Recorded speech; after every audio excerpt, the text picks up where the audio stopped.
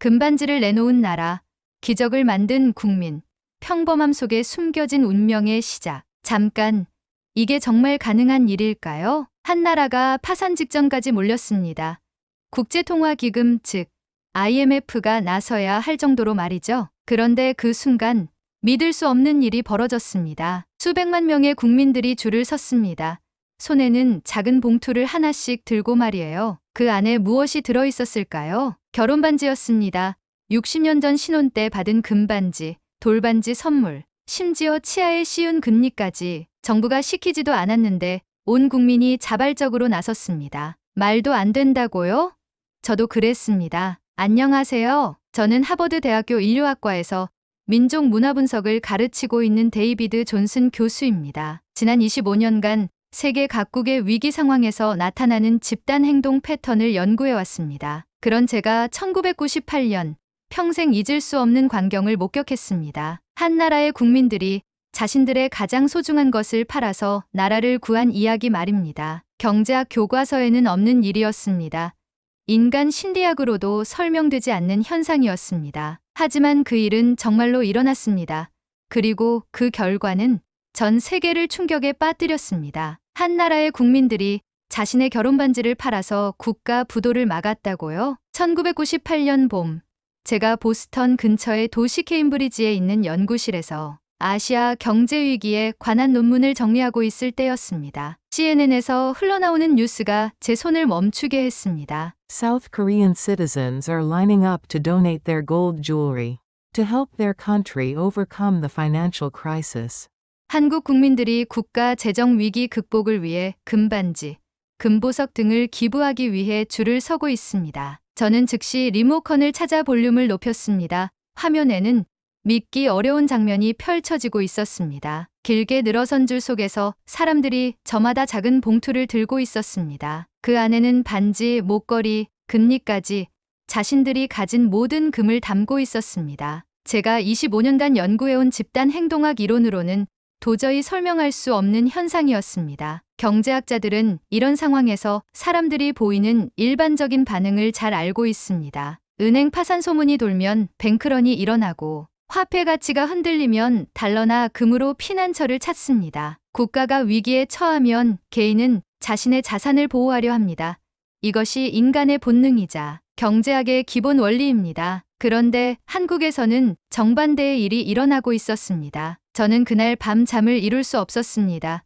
제 머릿속에는 온통 그 영상만 맴돌았습니다. 특히 한 장면이 계속 떠올랐습니다. 임신한 여성이 자신의 결혼반지를 조심스럽게 봉투에 넣으며 눈물을 훔치는 모습 말입니다. 다음 날 아침, 저는 곧바로 동료 교수들을 만났습니다. 존, 어제 한국 뉴스 봤어?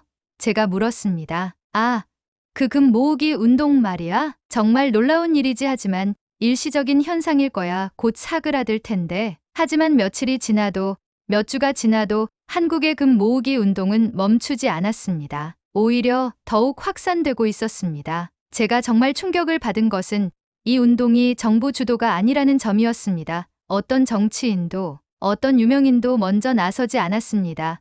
그냥 평범한 시민들이 자발적으로 시작한 일이었습니다. 저는 즉시 연구 주제를 바꾸기로 결정했습니다. 교수님, 갑자기 연구 주제를 바꾸시는 건가요? 제 조교가 놀라며 물었습니다. 그래, 이건 우리가 놓쳐서는 안 될 현상이야. 인류학 역사상 이런 집단 행동은 본 적이 없어. 1998년 4월, 저는 처음으로 한국 땅을 밟았습니다. 인천공항에 내리자마자 느낀 것은 묘한 긴장감이었습니다. 경제위기의 여파로 거리는 조용했지만 사람들의 표정에서는 굴복하지 않는 의지가 느껴졌습니다. 호텔에 짐을 풀고 곧바로 금 모으기 운동 현장으로 향했습니다. 서울시청 앞 광장에는 여전히 긴 줄이 늘어서 있었습니다. 저는 그곳에서 제 인생을 바꾼 할머니 한 분을 만났습니다. 80세가 넘어 보이는 그 할머니는 떨리는 손으로 낡은 보자기를 풀고 계셨습니다. 그 안에는 금반지 하나가 들어 있었습니다. 할머니, 이 반지가 특별한 의미가 있으신가요? 저는 통역사를 통해 조심스럽게 물었습니다. 할머니는 잠시 망설이시다가 이렇게 말씀하셨습니다. 이건 60년 전에 우리 영감이 준 거예요. 6.25 전쟁 때도 IMF보다 훨씬 어려웠던 때도 끝까지 지켰던 반지인데 그래도 나라가 더 소중하지요. 그 순간 저는 무언가가 목구멍을 막아오는 것을 느꼈습니다. 25년간 학자로 살아오면서 늘 객관적이고 냉정한 시각을 유지해왔던 제가 말입니다. 그날 밤 호텔 방에서 저는 노트에 이렇게 적었습니다. 오늘 나는 인간의 본성에 대해 알고 있던 모든 것을 다시 생각해 보게 되었다. 개인의 이익이 집단의 이익보다 우선한다는 서구의 경제학 이론이 과연 절대적인 진리일까? 한국에서는 그 반대의 일이 일어나고 있다. 다음 날부터 저는 본격적인 현장 조사에 나섰습니다. 하지만 며칠 뒤 제가 마주한 현실은 더욱 충격적이었습니다. 금 모으기 운동은 빙산의 일각에 불과했습니다. 진짜 이야기는 지금부터 시작됩니다. 절망에서 피어난 기적의 씨앗. 저는 서울에서의 첫 주를 다양한 계층의 사람들을 만나며 보냈습니다. 제가 만난 모든 사람들에게 같은 질문을 던졌습니다. 왜 하필 금반지를 내놓으셨나요? 정부가 시키지도 않았는데 말입니다. 그때까지만 해도 저는 이 현상을 사회학적으로 분석하려 했습니다. 아마도 정부에 숨겨진 캠페인이 있었거나 언론에 조작된 보도가 있었을 것이라고 생각했죠. 하지만 제가 만난 첫 번째 인터뷰 대상자는 제 모든 가설을 산산조각 냈습니다. 강남구에 살고 있던 박영희 씨였습니다. 30대 후반의 평범한 주부였는데 임신 7개월째였습니다. 그녀는 저에게 이렇게 말했습니다. 교수님, 저도 처음엔 망설였어요. 이 반지는 결혼할 때 남편이 3개월 월급 모아서 사준 거거든요. 그런데 뉴스를 보는데 갑자기 이런 생각이 들더라고요. 내가 뱃속에 있는 아이에게 어떤 나라를 물려줄 것인가? 저는 그녀의 말을 들으며 펜을 멈췄습니다. 그래서 남편하고 상의했어요. 남편도 처음엔 그래도 내 반지인데 했는데 제가 이렇게 말했어요. 여보, 우리 아이가 커서 엄마, 아빠는 나라가 어려울 때 뭘 했어? 라고 물으면 뭐라고 대답할 거야? 그 말 듣고 남편이 조용히 고개를 끄덕이더라고요. 제가 하버드에서 배운 모든 이론으로는 설명할 수 없는 대답이었습니다. 합리적 선택 이론으로는 개인이 자신의 소중한 자산을 불확실한 공공재를 위해 희생할 리 없습니다. 그런데 한국에서는 그런 일이 자연스럽게 일어나고 있었습니다. 다음 날 저는 종로구의 한 재래시장을 찾았습니다. 그곳에서 40년간 채소 장사를 해온 김순자 할머니를 만났습니다. 70세가 넘으신 할머니는 제게 찡그린 표정으로 말씀하셨습니다. 아이고, 외국 교수님이 우리 같은 촌사람한테 뭘 물어보시려고 그래요? 저는 웃으며 대답했습니다. 할머니야말로 제가 가장 듣고 싶은 이야기를 가지고 계실 것 같은데요. 할머니는 잠시 저를 살펴보시더니 이야기를 시작하셨습니다. 글쎄 말이야, 나도 금반지 하나 있었는데 우리 영감이 죽기 전에 준 거였어. 그런데 TV에서 나라가 어렵다고 하는데 가만히 있을 수가 있나? 우리 손자들이 창피당하게 둘 수는 없지 않아? 그런데 할머니, 그 반지가 정말 소중하셨을 텐데. 소중하긴 뭐가 소중해. 나라가 망하면 반지가 무슨 소용이야? 그리고 말이야. 할머니는 잠시 멈추시더니 목소리를 낮추셨습니다. 우리 때는 일본 놈들한테 쌀도 빼앗기고 이름도 빼앗기고 젊은이들도 끌려갔잖아. 그때 우리가 힘이 없어서 그런 일을 당한 거 아냐? 이번엔 달라야지. 그 순간 저는 깨달았습니다. 이것은 단순한 경제적 행동이 아니었습니다. 이것은 역사적 트라우마와 집단 정체성이 만들어낸 문화적 현상이었습니다. 다음 주 저는 더욱 놀라운 사례들을 목격했습니다. 부산의 한 초등학교에서 일어난 일이었습니다. 6학년 김민수라는 학생이 자신의 용돈을 모아서 금반지를 하나 샀다고 했습니다. 저는 그 아이의 담임 선생님을 통해 인터뷰할 기회를 얻었습니다. 민수야, 왜 용돈으로 금반지를 샀니? 선생님이 우리나라가 지금 어렵다고 했어요. 그래서 저도 도와주고 싶었어요. 그런데 그 돈으로 게임기나 다른 걸 살 수도 있었잖아. 아이는 잠시 생각하더니 이렇게 대답했습니다. 게임기는 저만 좋잖아요. 근데 이건 우리나라 모든 사람이 좋아지는 거잖아요. 11살 아이의 입에서 나온 말이었습니다. 저는 그날 밤 호텔 방에서 혼자 울었습니다. 제가 평생 공부해온 서구의 개인주의 문화와는 완전히 다른 가치관이 한국에는 살아있었습니다. 하지만 정말 충격적인 것은 따로 있었습니다. 제가 서울대학교 경제학과 교수들과 만났을 때였습니다. 저는 그들에게 이런 질문을 했습니다. 이 현상을 어떻게 분석하십니까? 경제학적으로 말이에요. 김 교수라는 분이 쓴웃음을 지으며 답했습니다. 솔직히 말하면 우리도 모르겠습니다. 서구 경제학 이론으로는 설명이 안 돼요. 게임 이론으로 보면 모든 사람이 무임승차를 해야 정상인데 정반대로 모든 사람이 자발적으로 참여하고 있어요. 그럼 이 현상을 어떻게 이해해야 할까요? 아마도 김 교수는 잠시 생각하더니 말했습니다. 이건 경제학이 아니라 인류학의 영역일지도 모르겠어요. 우리 한국 사람들에게는 서구와는 다른 무언가가 있는 것 같아요. 그때 저는 깨달았습니다. 제가 지금 목격하고 있는 것은 단순한 경제 현상이 아니라 인류학적으로 매우 중요한 사례라는 것을 말입니다. 저는 곧바로 하버드의 동료들에게 팩스를 보냈습니다. 동료들에게 나는 지금 인류학 역사상 가장 중요한 사례를 목격하고 있다. 한국에서 일어나고 있는 일은 우리가 알고 있던 인간 본성에 대한 모든 가정을 뒤집는 현상이다. 이것은 단순한 경제위기 대응이 아니라 인간이 집단을 위해 개인을 희생할 수 있다는 것을 보여주는 살아있는 증거다. 하지만 제가 정말 감동받은 것은 따로 있었습니다. 어느 날 저녁, 제가 명동을 걸어가고 있을 때였습니다. 한 카페에서 대학생들이 모여 이야기하는 소리가 들렸습니다. 저는 호기심에 가까이 다가가 들어봤습니다. 야, 너도 반지 냈어? 응. 어제 냈어. 너는? 나는 반지가 없어서 금리를 뽑았어. 금리를 뽑았다고? 미쳤나? 아니야.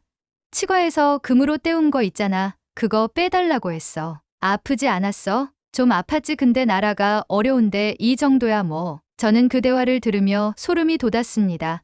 미국에서라면 상상할 수도 없는 일이었습니다. 개인의 신체 일부까지 희생하면서 나라를 돕겠다는 생각을 하다니 그날 밤 저는 또 다른 놀라운 소식을 들었습니다. 재미교포들도 미국에서 금 모으기 운동을 시작했다는 것이었습니다. 로스앤젤레스와 뉴욕의 한인타운에서 자발적으로 시작된 일이었습니다. 저는 즉시 뉴욕에 있는 친구에게 전화를 걸었습니다. 톰, 지금 한인타운 상황이 어때? 데이비드, 정말 놀라운 일이 일어나고 있어. 한국계 미국인들이 줄을 서서 금을 기부하고 있어. 심지어 2세, 3세들도 참여하고 있다고. 정말이야? 응.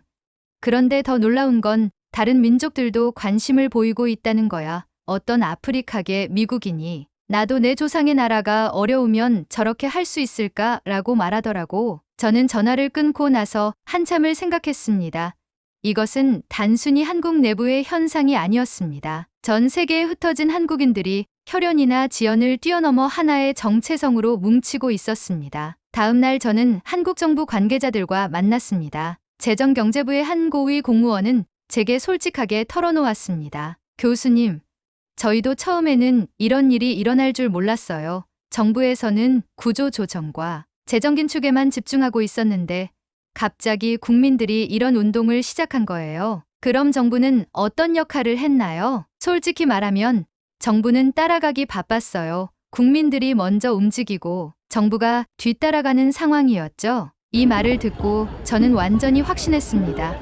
이것은 위로부터의 동원이 아니라 아래로부터의 자발적 참여였습니다. 정치학에서 말하는 풀뿌리 운동의 가장 순수한 형태였습니다. 그때 저는 깨달았습니다. 제가 목격하고 있는 것은 단순한 경제위기 극복이 아니라 한 민족의 집단 정체성이 발현되는 역사적 순간이라는 것을 말입니다. 고통 속에서 발견한 진짜 힘. 하지만 한국에서의 3주차가 되자 저는 더 깊고 어두운 현실과 마주하게 되었습니다. 금 모으기 운동의 감동적인 표면 아래에는 상상할 수 없는 고통이 숨어 있었습니다. 저는 그동안 성공 사례들만 보고 있었던 것 같았습니다. 이제는 그 이면의 이야기를 들어야 할 때였습니다. 영등포구의 한 공단 지역을 방문했을 때였습니다. 제가 만난 이병우 씨는 42세의 가장이었습니다. 20년 동안 한 대기업에서 중간관리직으로 일해왔던 그는 3개월 전 명예퇴직 통보를 받았습니다. 교수님, 솔직히 말씀드리면 금반지 내놓는 것쯤이야 아무것도 아니었어요. 그의 목소리에는 깊은 피로감이 배어 있었습니다. 20년을 회사에 바쳤는데 하루아침에 감사했습니다. 수고하셨습니다. 한마디로 끝이에요.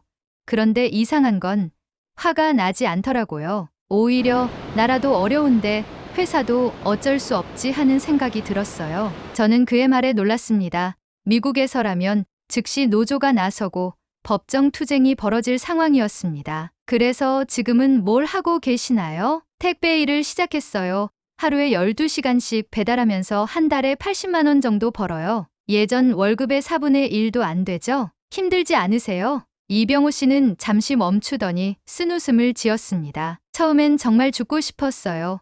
어떻게 대학까지 나온 사람이 택배를. 그런데 며칠 지나니까 깨달았어요. 자존심이 밥 먹여주나? 가족을 지키는 게 먼저지. 그래서 아내한테 말했어요. 여보, 우리 다시 시작하자. 처음 결혼했을 때처럼. 그때 제 옆에서 통역을 해주던 분이 눈시울이 붉어지는 것을 봤습니다. 저 역시 마음이 무거워졌습니다. 다음 날 저는 이병호 씨의 아내 김정숙 씨를 만났습니다. 그녀는 전업주부였지만 남편이 실직한 후 파트타임 일을 시작했습니다. 남편이 힘들어하는 걸 보니까 제가 더 마음이 아팠어요. 그래도 저희는 그나마 나은 편이에요. 옆집은 남편이 우울증에 걸려서 병원까지 다니고 있거든요. 그런데도 희망을 잃지 않으시는군요. 글쎄요. 희망이라기보다는 어쩔 수 없다는 생각이에요. 포기하면 정말 끝이니까. 그리고 우리만 힘든 게 아니잖아요. 온 나라가 다 힘드니까 서로 버텨야죠. 제게 정말 충격을 준 것은 그 다음 만남이었습니다. 서대문구에 사는 박영철 씨는 50대 초반의 개인 사업자였습니다. 작은 철물점을 운영하고 있었는데 IMF 이후 매출이 70% 이상 줄었다고 했습니다. 사실 가게 문 닫을까 생각도 했어요. 그런데 단골 아저씨들이 형님, 조금만 더 버텨봐. 우리가 다시 일어나면 찾아올게 하더라고요. 그래서 계속 버티고 계시는 건가요? 그렇죠. 그리고 또 하나는 박 씨는 잠시 멈추더니 말했습니다. 제가 이 동네에서 30년을 살았거든요. 여기 사람들 다 알아요. 그런데 요즘 보니까 다들 정말 힘들어해요. 누군가는 끝까지 버텨야 이 동네가 살아남는다는 생각이 들어서요. 저는 그때 깨달았습니다. 한국 사람들에게는 개인을 넘어선 공동체 의식이 있다는 것을 말입니다. 이것은 제가 연구해온 서구 사회와는 완전히 다른 사회적 유대감이었습니다. 하지만 가장 가슴 아픈 이야기는 아이들로부터 들었습니다. 강서구의 한 초등학교에서 만난 선생님은 제게 이런 이야기를 해주었습니다. 요즘 아이들이 많이 달라졌어요. 예전에는 새 학용품 자랑하고 그랬는데 이제는 우리 아빠가 새 직장 구했어 라고 자랑해요. 그리고 도시락도 예전보다 훨씬 간소해졌고요. 아이들이 힘들어하나요? 의외로 아이들이 더 의젓해졌어요. 한 아이는 저한테 이렇게 말하더라고요. 선생님, 우리 엄마가 늘 울어요. 그런데 제가 울면 엄마가 더 슬퍼할 것 같아서 안 울어요. 저는 그 말을 듣고 말을 잇지 못했습니다. 9살 아이가 어른들의 고통을 이해하고 자신까지 참고 있다는 것이 믿어지지 않았습니다. 그날 밤 저는 하버드의 동료 교수에게 긴 이메일을 보냈습니다. 톰에게 나는 지금 인간 정신력의 한계를 목격하고 있다. 한국 사람들은 개인적으로는 엄청난 고통을 겪고 있지만 그 고통을 사회 전체가 나누어 갖고 있다. 이들에게는 나만 힘들다는 생각이 없다. 우리 모두 힘들지만 함께 버티자는 생각뿐이다. 이것이 이들의 힘의 원천인 것 같다. 저는 다른 나라의 경제위기 사례들과 비교해보기 시작했습니다. 1990년대 초 러시아의 경우를 보면 경제위기 당시 사회 전체가 혼란에 빠졌습니다. 정부에 대한 불신이 극에 달했고 개인들은 각자 도생의 길을 택했습니다. 마피아 조직이 설치고 암시장이 횡행했습니다. 아르헨티나는 어떨까요? 2001년 경제위기 당시 시민들이 은행과 정부 건물을 습격했습니다. 다 쫓아내라라는 구호 아래 정치적 혼란이 지속되었습니다. 그런데 한국은 정반대였습니다. 경제위기가 오히려 사회 통합을 강화시키고 있었습니다. 저는 이 현상을 이해하기 위해 한국의 역사를 더 깊이 공부하기 시작했습니다. 그리고 놀라운 패턴을 발견했습니다. 한국 역사를 보면 외침이 있을 때마다 백성들이 자발적으로 의병활동을 했습니다. 임진왜란 때도, 일제강점기 때도, 6.25 전쟁 때도 마찬가지였습니다. 정부가 무너져도 백성들은 스스로 조직화해서 저항했습니다. 서울대학교 역사학과 김 교수는 제게 이렇게 설명했습니다. 한국인들에게는 홍익인간 사상이 깊이 뿌리박혀 있어요. 개인의 이익보다 전체의 이익을 우선시하는 문화죠. 이것이 유교 문화와 결합되면서 더욱 강화되었고요. 그렇다면 이번 IMF 사태도 같은 맥락에서 이해할 수 있나요? 그렇죠. 한국인들에게 나라의 위기는 곧 자신의 위기입니다. 나라와 나를 분리해서 생각하지 않아요.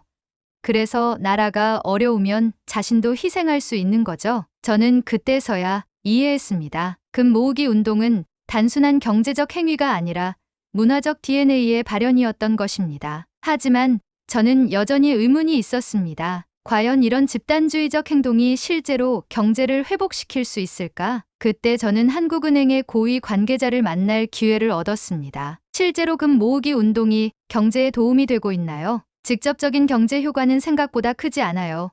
모아진 금의 총액이 20억 달러 정도인데 우리가 필요한 구제금융 규모에 비하면 작은 액수죠. 그럼 이 운동의 진짜 의미는 뭔가요? 한국은행 관계자는 잠시 생각하더니 이렇게 말했습니다. 실례예요. 국제사회가 한국을 보는 시각이 완전히 바뀌었어요. IMF 프로그램을 성실히 이행할 나라라는 신뢰를 얻었죠.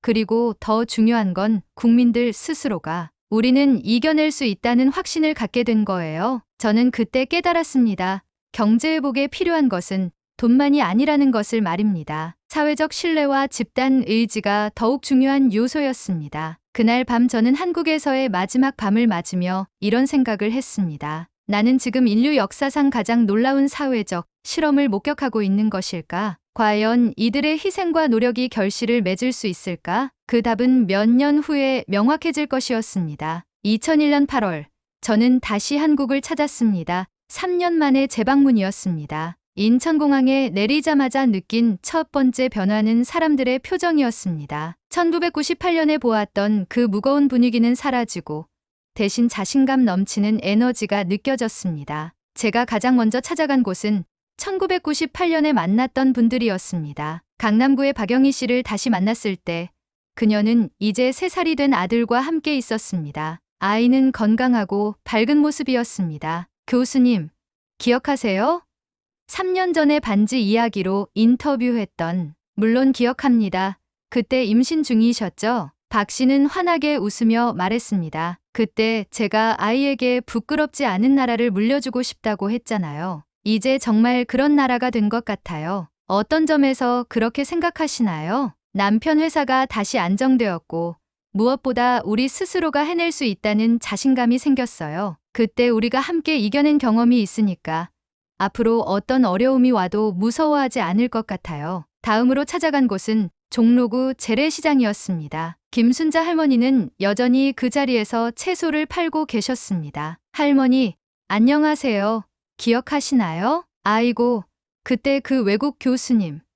어쩐 일로 또 오셨어요? 그때 일들이 어떻게 되었는지 궁금해서요. 할머니는 자랑스러운 표정으로 말씀하셨습니다. 그때 우리가 낸 금으로 나라가 다시 일어섰다니까요. 우리 손자가 그래요.